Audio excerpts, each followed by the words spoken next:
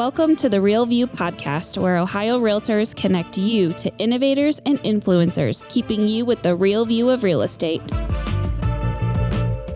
Whether you're a broker, agent, first-time homebuyer, industry leader, or just happen to stumble upon our podcast today, you can expect to hear tips, tools, tricks, interesting information, and so much more from the experts in Ohio's real estate game.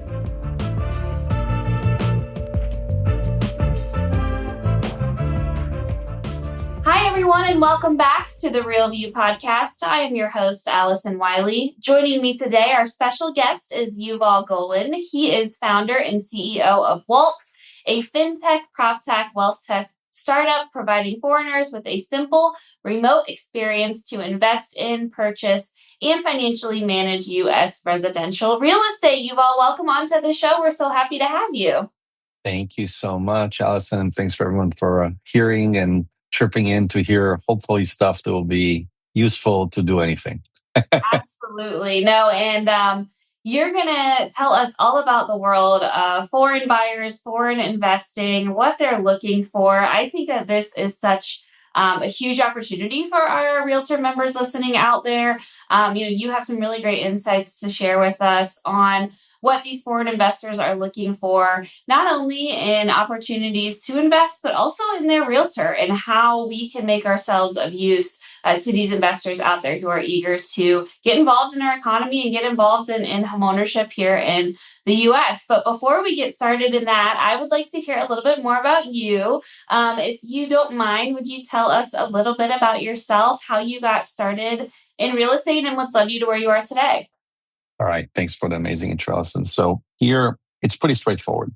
I was born quite a while ago, and 20 years ago, after military service, I left my home country of Israel and thought I'll be gone for about a year and a half. So 20 years into the gypsy journey that I've lived in Italy, the Netherlands, Finland, China, Brazil, Thailand, Argentina, and then immigrated to the US. It all sounded like an amazing thing to move around the world and study different countries and languages and whatever. But guess what?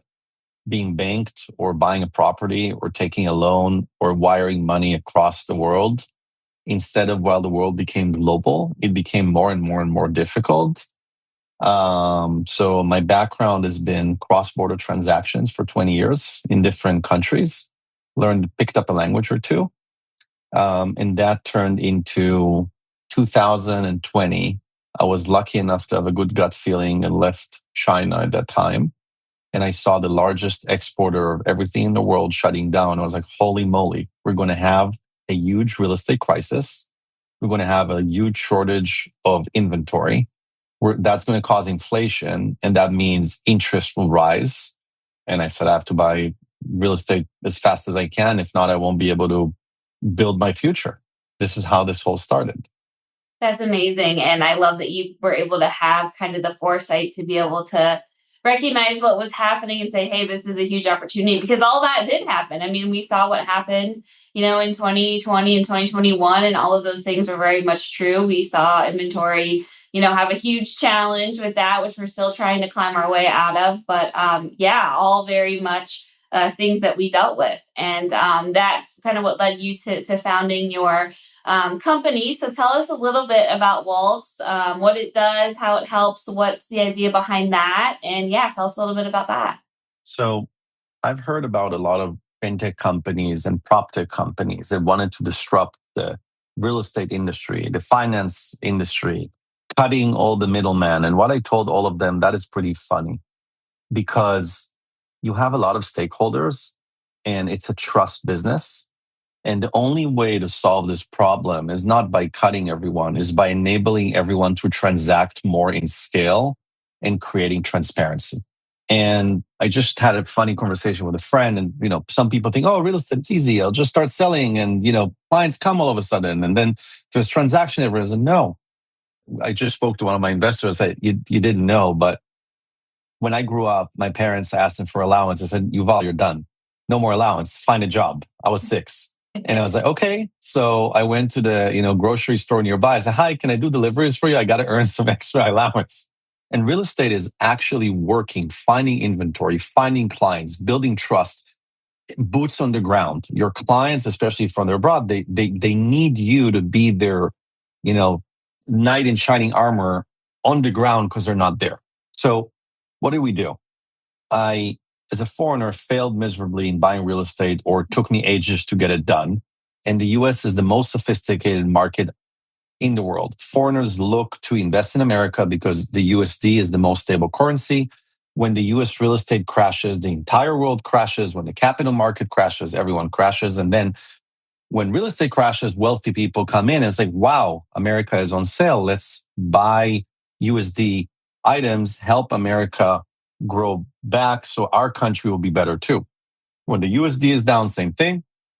And I said, okay, let's speak to a lot of realtors and find out what's the problem for foreigners. They're like, listen, we have a lot of buyers, but it takes too long to close them. So the sellers can't wait. Or I go to a bank that says, yeah, I work with foreign nationals. It's easy. And then 60, 90, 120 days into the process, which was not transparent, they fail.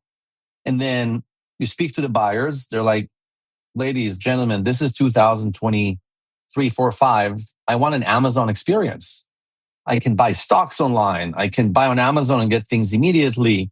Why isn't real estate disrupted in a way that I'm busy, I'm willing to pay a premium, I pay my realtor, the same thing for my lender and currency exchange? I said, okay, great. Sounds like an easy thing to solve. It will only take me 2-3 years to build it. And like I say, real estate brokerage is an overnight success with 20 years of building, right?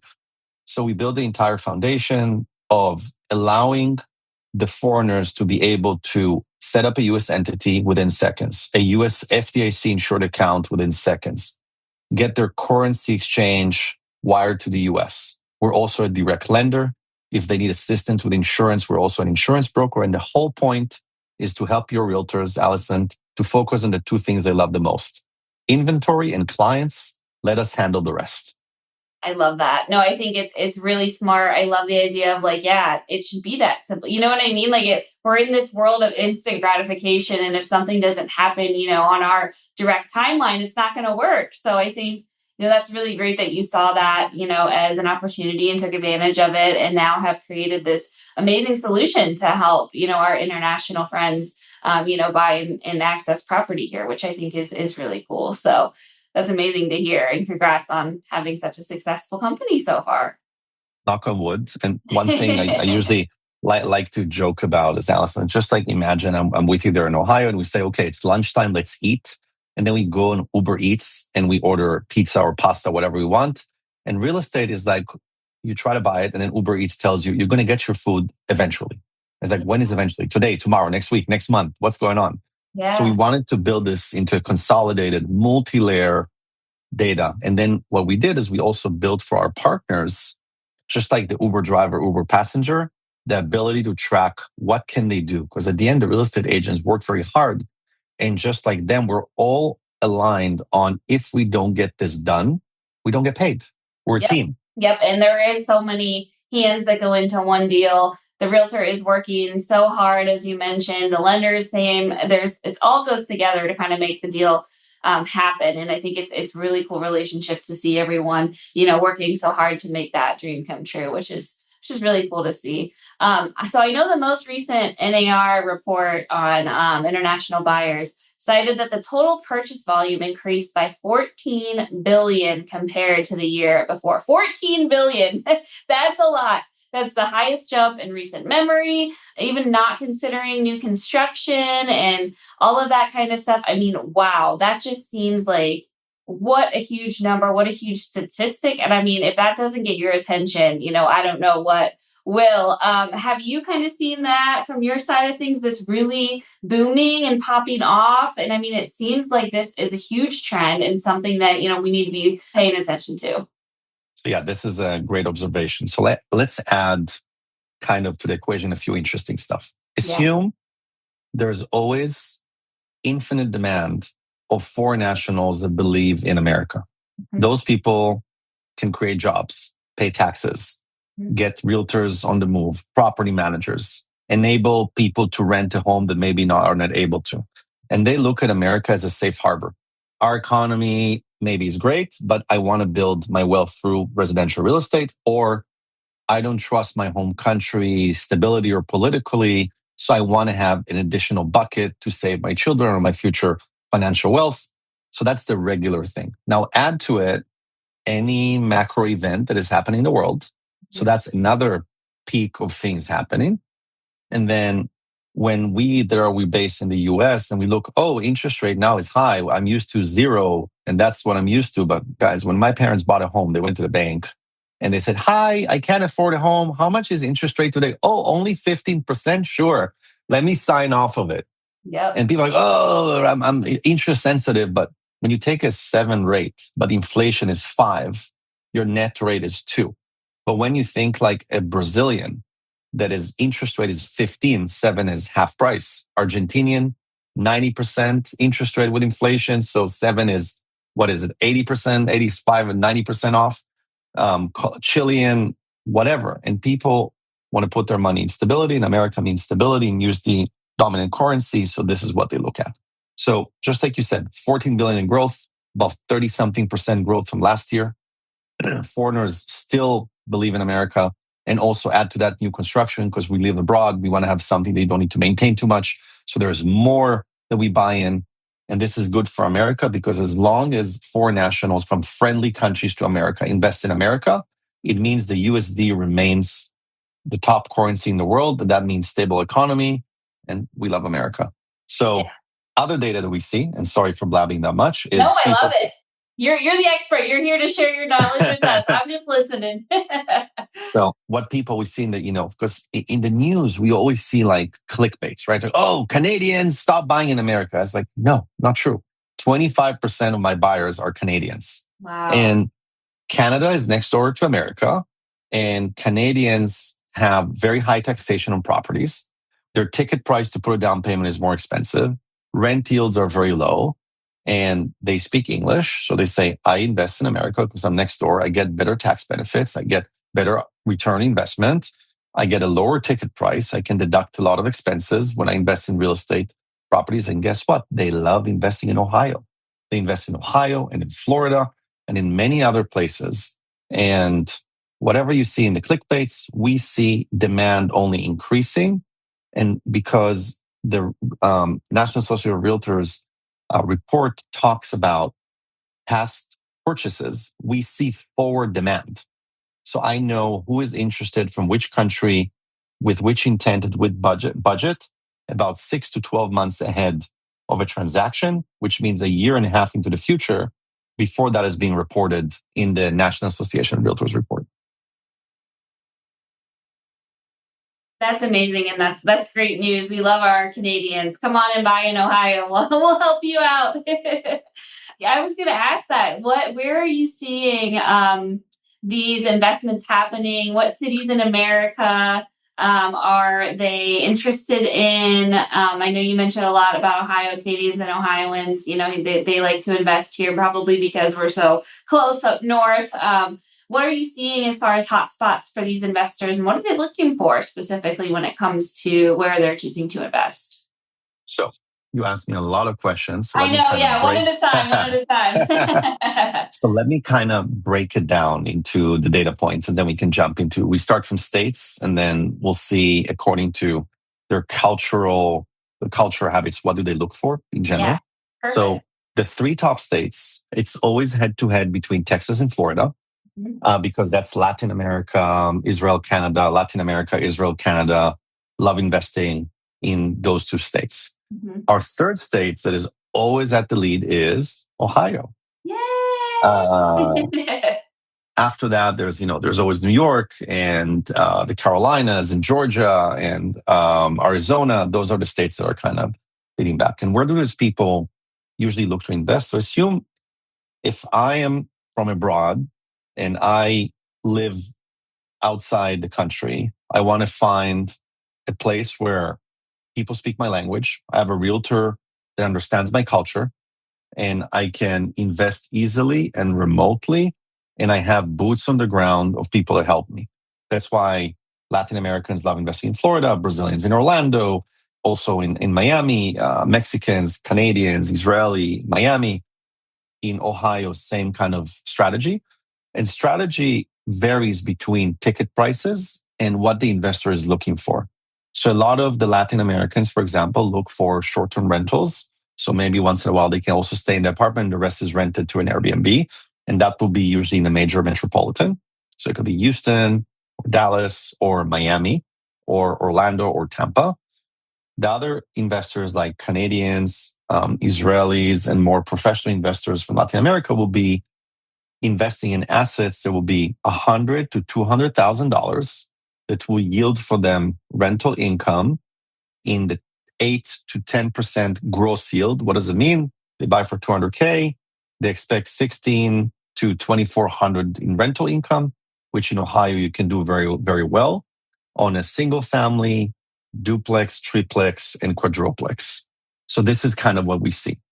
The more expensive properties, New York, Miami, San Francisco, and other places, depending if they want to buy a second home or a place for their children to go to college or high school. And some of them even like to get a 3-4 bedroom so the kid will go to high school and university and rent out the other rooms. I love that. It makes total sense as to why they want to choose the places that they choose, having that language, keeping that in mind, and having their realtor that really has their back and knows how to get them, what they're looking for and make that deal happen. All super important. There's a lot of tax benefits too that make this intriguing. Walk us through some of those tax benefits that are beneficial to these investors, and how we can kind of be aware of that if we're working with these kind of clients. Amazing. So for disclaimer, asterisk, I'm not a CPA, I'm not a tax advisor. The usual disclaimers. But assume that what we love about investing in the US is the following. In America, you have a lot of tax deductions that usually in other countries we not always have, such as your interest, your insurance, depreciation on the asset are a lot of tax benefits that we're not always familiar with because we don't have them back home. In addition, when you're able to take a mortgage and leverage funds instead of putting the entire 100%, now your realtors can offer 2 or 3 properties for someone that has 100 or 2 or 300K budget because they can leverage a few. And then they use that interest to be deducted because at the end, that's an expense to run a business. The business is a rental property business. The other thing they should take under consideration, which is sometimes pretty, weird, assume that you and I, we have an account in, Chase or Bank of America. And when we want to wire money out, okay, great. How much I want to wire? Boom, it goes out. In many of these countries, when you want to wire money out, there's no, the money's out. It goes to the clerk. It goes to a branch manager. And 2 or 3 weeks into the process, the money goes out, but they pay a commission of about 2 to even 10%. So they wanted to wire a down payment of 100K. The bank in the US received 92K. So that's a big consideration in their purchase. How do I optimize all my costs? And this is where we come in to help them with that as well. I love that. No, it's super smart. And, one of the things too, I think to think about is our lending options, right? The 30-year mortgage, that's something that, is really attractive to some of these buyers. And now, we're on the cusp of this breaking news of this 50-year mortgage, right? I'd love to hear your opinion on that. What do you think about that 50? What do you think investors would think? Have any of your clients said anything to you about that? So I think I look at a mortgage, like sometimes investors are kind of asking, what is a mortgage? How does it work? So I look at it as here's an installment plan. You and I go to Best Buy and we decide there's an amazing TV we want to buy, but either we can't afford it or we say, I don't want to spend $2,000 right now. I want to spread it over time. So you take that and you take your burden of 30 years and you split it to 50 years. So your monthly burden even goes lower. So you can buy a more expensive house for either rental or living, because this way, yes, over time you pay more interest, but you can optimize your monthly payment to do a better investment or a better leverage investment to deal with the higher property prices at the moment. So it's awesome. No one asked me about it yet because people are usually used to for a 30-year mortgage. We have a 40-year mortgage as well, but no one really asks about it because usually it's like principal or like a bullet loan, or like Yeah. the rates are different and they're not used to it. What is this new thing? Yeah.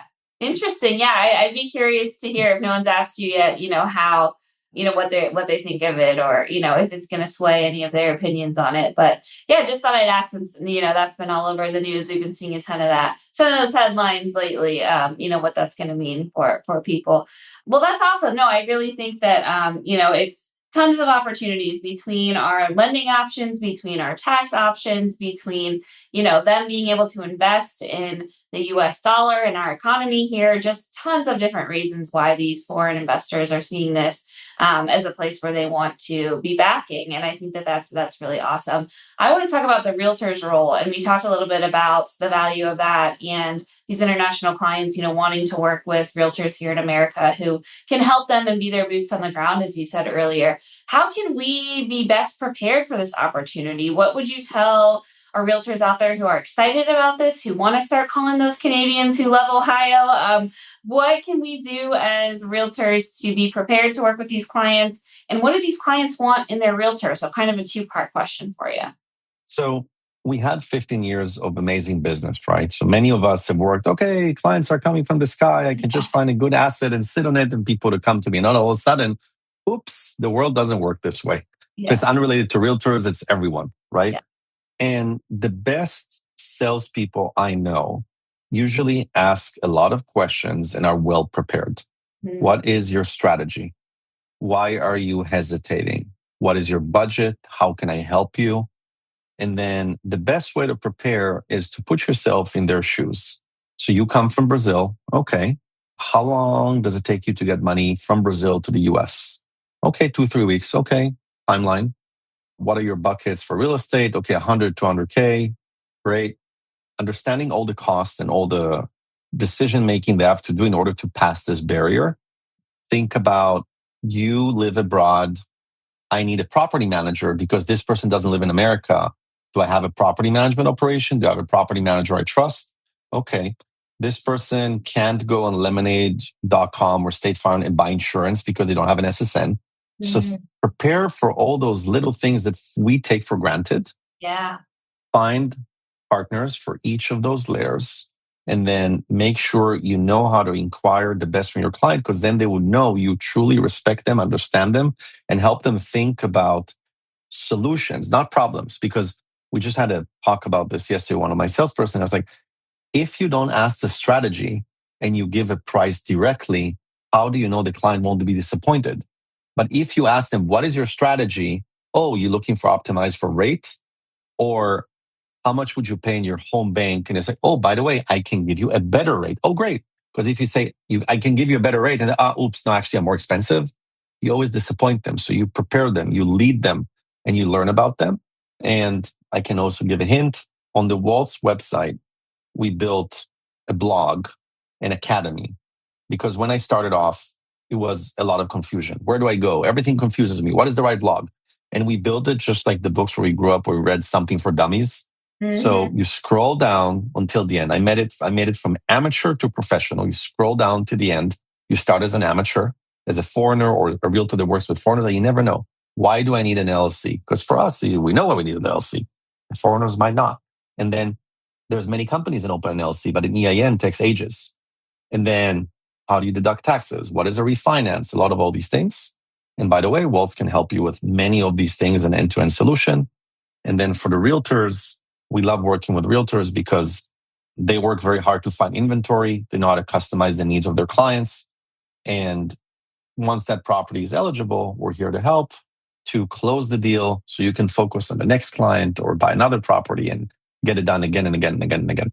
Yeah, no, that's amazing. And we love working, with you guys too, and making sure that we can make this dream possible for people who want to make it happen. So no, I think that that's amazing and really great, and it's exciting. And if I'm a realtor, listening to this, I'd be really excited about this opportunity and be trying to figure out how I can reach these international, investors, and seeing, if we can start building that relationship. Because this is just guessing, and you can correct me if I'm wrong, is that these people may become your, ongoing clients, and they may have multiple opportunities for you. And this could be, something that could be quite fruitful, if you think about making that a long lasting relationship.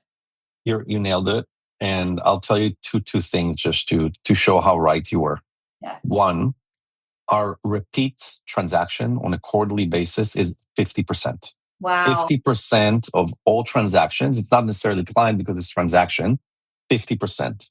An average client on our platform buys or at least tries to buy at least a second time within a year because it's usually the people that can afford it. Yeah. And then the second thing is we get a lot of demand for people that like, we love the learning experience on your platform. I want to start. Can you connect me to a realtor? So now I know you all heard free leads, but wait for it. In order for us to refer to a realtor that we trust, we got to work with you at least once. Yeah. So to our preferred realtors we work with, we send leads their way as well. That's a two-way partnership, win-win for everyone. Yeah. Because if I get a lead that I can offer Waltz services without an asset, and I have an amazing partner that can offer that and brings it back to Waltz, we all win. Yeah, no, it's a win-win all around. It's so smart. It's such a great way of doing things. Such a huge opportunity. I mean, I love that you're taking advantage of it, and I hope our realtors listening will take advantage of it too. I want to end with a crystal ball, if you will, on what is this going to look like for 2026? Is the momentum going to be strong? Are we going to carry this over as we head into a new year? What are you seeing in your crystal ball, or what are your projections, if you had to give some, on what the investor market's going to look like for 2026? So I think that since we have a CEO of a huge real estate company running the country, he's helping all the real estate investors to optimize their interest rate and refinances. So hopefully the Fed will follow through, and then the investors and refinances are back, and new purchases and a lot of other traction. And if you're only relying on domestic buyers, make sure to work with investors, both local and international, because first home is an investment for 5, 10, 20 years. And people that are investors buy on a yearly basis. And if you make their experience amazing, it will just repeat. So 2026 is going to be a great year for you if you build a set of skills that allows you to adapt to the new times. Yep.